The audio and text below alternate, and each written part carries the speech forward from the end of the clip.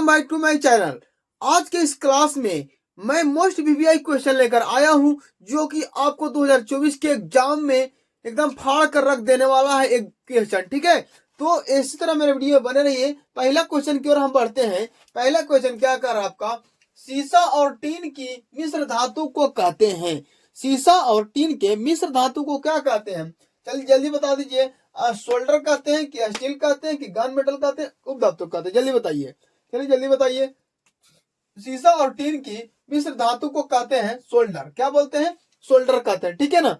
अब देखिए दूसरा क्वेश्चन क्या कर रहा है, इथाइल अल्कोहल का अणुसूत्र होता है। इथाइल अल्कोहल का अणुसूत्र होता है। चलिए जल्दी बता दीजिए। CH3OH होता है, C2H5OH होता है कि C2H6OH होता है कि C2H2OH होता है? जल्दी बताइए, चलिए जल्दी बताइए कि इथाइल अल्कोहल का अणुसूत्र क्या होता है? जल्दी बताइए। इथाइल अल्कोहल का अणुसूत्र होता है C2H5OH। क्या होता है? C2H5OH। चलिए दूसरा क्वेश्चन है। अगला क्वेश्चन क्या कर रहा है, निम्नलिखित में से कौन सा एरोमेटिक हाइड्रोकार्बन है? कौन सा एरोमेटिक हाइड्रोकार्बन है? चलिए पहला ऑप्शन नंबर है CH4, C2H4, C6H6, C3H8। चलिए जल्दी बता दीजिए एरोमेटिक हाइड्रोकार्बन कौन है? चलिए एरोमेटिक हाइड्रोकार्बन आपका C6H6 है। ठीक है, चलिए अगला क्वेश्चन की ओर बढ़ते हैं। क्या करें, निम्न में से किस हाइड्रोकार्बन के 3 आबंध होते हैं?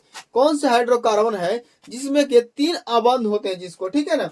चलिए ऑप्शन नंबर CH4 पहला है, दूसरा क्या बोल रहा है C2H6, तीसरा है C3H4, चौथा है C3H8। जल्दी बताइए, जल्दी बताइए कि हाइड्रोकार्बन के 3 आबंध होते हैं। कौन से हाइड्रोकार्बन के 3 आबंध होते हैं? तो C3H4 के 3 आबंध होते हैं। ठीक है, चलिए पांचवा नंबर क्वेश्चन क्या कर रहा है, आवर्त सारणी के उदाग्र स्तंभों को क्या कहा जाता है? आवर्त सारणी के उदाग्र स्तंभों को क्या कहा जाता है? चलिए जल्दी बताइए। वर्ग कहा जाता है कि आवर्त कहा जाता है कि अप्रूव की कोई नहीं? जल्दी बताइए, जल्दी बताइए कि आवर्त सारणी के उदाग्र स्तंभ को क्या कहा जाता है? तो वर्ग कहा जाता है। क्या कहा जाता है? वर्ग कहा जाता है। अगर छठा क्वेश्चन क्या करे, आवर्त सारणी के प्रथम वर्ग के सदस्य हैं। आवर्त सारणी के प्रथम वर्ग के सदस्य हैं। जल्दी बताइए, अम्लीय धातु है कि क्षारीय धातु है कि अकीरिय गैस है कि मिश्र धातु है? जल्दी बताइए। आवर्त सारणी के प्रथम वर्ग को सदस्य को क्या कहते हैं? तो आपको आवर्त सारणी के प्रथम सदस्य को कहते हैं क्षारीय। क्षारीय कहते हैं। क्या कहते हैं? क्षारीय। चलिए अगला प्रश्न की ओर बढ़ते हैं।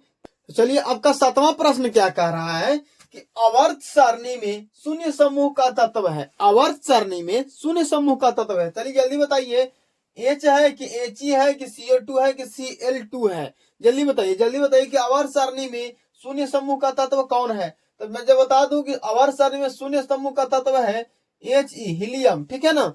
अगला क्वेश्चन की ओर बढ़ते हैं। देखिए विभिन्न क्रियाओं के फलस्वरूप बने हानिकारक पदार्थों को शरीर से बाहर निकालने के तंत्र को क्या कहते हैं? विभिन्न क्रियाओं के फलस्वरूप बने हानिकारक पदार्थ को शरीर से बाहर निकालने के तंत्र को क्या कहते हैं? चलिए जल्दी बताइए। ऑप्शन नंबर है पाचन तंत्र, तंत्रिका तंत्र और परिसंचरण तंत्र, उत्सर्जन तंत्र। जल्दी बताइए। विभिन्न क्रियाओं के फलस्वरूप शरीर में जो हानिकारक पदार्थ होता है उसको बाहर निकालने का काम कौन करता है? जल्दी बताइए।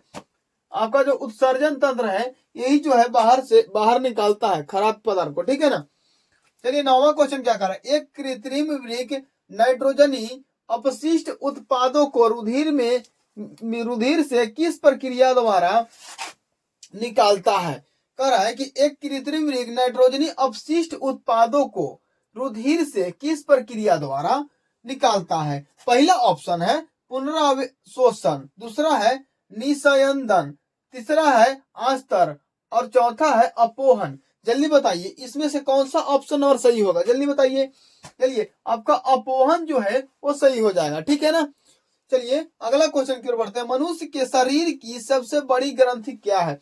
मनुष्य के शरीर की सबसे बड़ी ग्रंथि क्या है? चलिए पहला में लीवर दिया हुआ है, दूसरा में अग्नाशय दिया हुआ है, तीसरा में अंडाशय दिया हुआ है और चौथा में एड्रिनल दिया हुआ है। जल्दी बताइए मनुष्य की शरीर की सबसे बड़ी ग्रंथि कौन है? जल्दी बताइए, जल्दी बताइए। मनुष्य की सबसे शरीर की बड़ी ग्रंथि है लीवर। क्या है? लीवर। अगला क्वेश्चन है, ग्वाइटर अथवा घेंघा पनपता है। ग्वाइटर रोग अथवा घेंघा रोग जो पनपता है किसकी कमी के कारण पनपता है? जल्दी बताइए। ऑप्शन नंबर चीनी की कमी से, आयोडीन की कमी से, रक्त की कमी से, और चौथा है मोटापा से। बताइए जल्दी किसकी कमी से पनपता है? घेंघा रोग। तो आयोडीन की कमी से घेंघा रोग, आयोडीन की कमी से घेंघा रोग। अगला क्वेश्चन देखिए, मुकुलन द्वारा अलैंगिक जनन होता है, मुकुलन द्वारा अलैंगिक जनन होता है किसको में होता है? ऑप्शन नंबर है हाइड्रा में, मटर में, सवाल में और प्लाज्मोडियम में। कौन सा है ऑप्शन नंबर सही? जल्दी बताइए। आपका हाइड्रा जो है, हाइड्रा में मुकुलन द्वारा अलैंगिक जनन होता है। चलिए अब 13वां क्वेश्चन की ओर बढ़ते हैं। तो 13वां क्वेश्चन आपका क्या कह रहा है? कोशिका झिल्ली किस प्रकार की झिल्ली है? चलिए जल्दी बताइए कि कोशिका झिल्ली किस प्रकार की झिल्ली है, जल्दी बताइए। तो कोशिका झिल्ली किस प्रकार की झिल्ली है? परागम्य झिल्ली है, अपरागम्य झिल्ली है कि अर्धपरागम्य झिल्ली है कि इनमें से कोई नहीं? जल्दी बताइए। कोशिका झिल्ली जो है अर्धपरागम्य झिल्ली है। कौन सा झिल्ली है? अर्धपरागम्य झिल्ली है। चलिए अगला क्वेश्चन की ओर बढ़ते हैं। जिन शब्द किसने प्रस्तुत किया था? जिन शब्द किसने प्रस्तुत किया था? जल्दी बताइए। Johnson, Lamarck, medal, Griffith. जल्दी बताइए कि जिन शब्द किसने प्रयुक्त किया था? तो आपका ऑप्शन नंबर जो ए है जॉनसन, वो सही हो जाएगा। ठीक है। अब नेक्स्ट क्वेश्चन क्या कर रहा है? मलेरिया उत्पन्न करने वाला मच्छर किस तरह के जल में उत्पन्न होता है? मलेरिया जो उत्पन्न करता है मच्छर, वो कौन सा जल में पनपता है? ठीक है ना। पहला है साफ जल में, दूसरा है गंदा जल में, तीसरा है मीठा जल में, इनमें से सभी। जल्दी बताइए कि मलेरिया जो उत्पन्न करता है मच्छर, वो कौन से जल में पनपता है? जल्दी बताइए। गंदा जल में। कौन सा जल में? गंदा जल में मलेरिया उत्पन्न होती है। ठीक है ना। निम्न में से कौन एक जैविक प्रक्रम द्वारा अपघटित होने वाला पदार्थ है? अगला क्वेश्चन क्या कर रहा है कि निम्न में से कौन एक जैविक प्रक्रम द्वारा अपघटित होने वाला पदार्थ? जल्दी बताइए।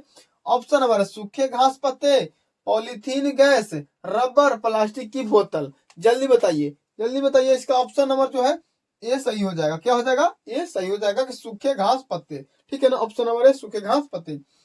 17वां क्वेश्चन क्या कर रहा है? हरे पौधे कहलाते हैं, हरे पौधे कहलाते हैं। ऑप्शन नंबर है उत्पादक, अपघटक, उपभोक्ता, आहार श्रृंखला। जल्दी बताइए। हरे पौधे जो है क्या कहलाते हैं? उत्पादक। क्या कहलाते हैं? उत्पादक। हरे पौधे क्या कहलाते हैं? उत्पादक कहलाते हैं। चलिए अगला और लास्ट क्वेश्चन क्या कर रहा है? अमीटर से निम्नलिखित में से किससे मापा जाता है? अमीटर से किस चीज को मापा जाता है? ऑप्शन है धारा को, आवेश को, विभव को, विद्युत शक्ति को। बताइए जल्दी। अमीटर से किसको मापा जाता है?